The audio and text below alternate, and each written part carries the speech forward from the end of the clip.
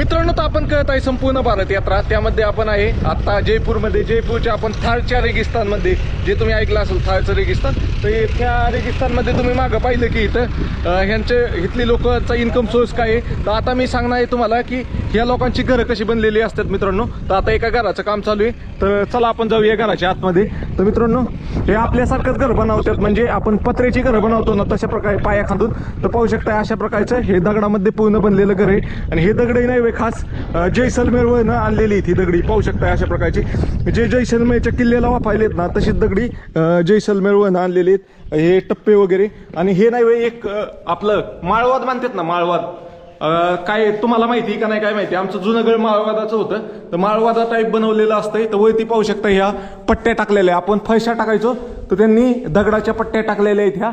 आणि दगडाच्या पट्ट्या टाकून हे लोखंडाचे बीम टाकलेले आहेत 2, आणि त्याच्यावर दगडाच्या पट्ट्या ठेवलेल्या आहेत.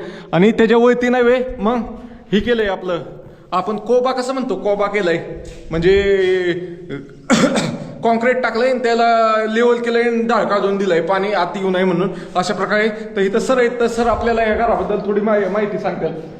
बोलो सर, ये कैसे बनाया, क्या क्या यूज किया है? इसमें यूज होता है सर, फर्स्ट तो ये पीले पत्थर है जैसलमेर से आते हैं हमारे यहाँ से, वो जैसलमेर लाकर इसका पहले ये 10 फुट इसकी हाइट की जाती है, और उसके बाद ये पट्टियाँ हैं ये जोधपुर से आती हैं, और ये जो लोहे की भीम 2 लगे हैं ये भीम बाड़मेर से लाए थे, और ऊपर कंकरी जो ये छत में यूज होती हैं वो भी बाड़मेर से लाते हैं। ओके, इसलिए 3 जिलों का मिश्रण करके ये एक घर बनता है। इधर साधारण ये घर को कॉस्टिंग कितना आता है एक बनाने के, ये ऐसा बड़ा हॉल बनाने के लिए?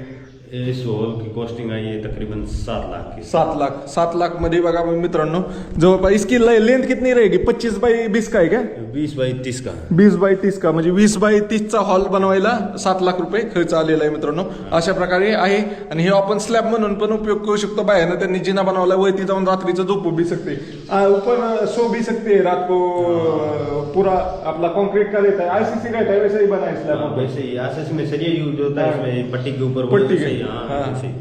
तर मित्रांनो, तुम्हाला ही माहिती कशी वाटली कमेंट करून नक्की सांगा, आणि जास्तीत जास्त मित्रांपर्यंत शेअर करा, आणि फॉलो नक्की करा यार मित्रांनो. तुमचा भाऊ थारच्या रेगिस्तानमध्ये आला ते तुम्ही फॉलो करा नाही. ओके.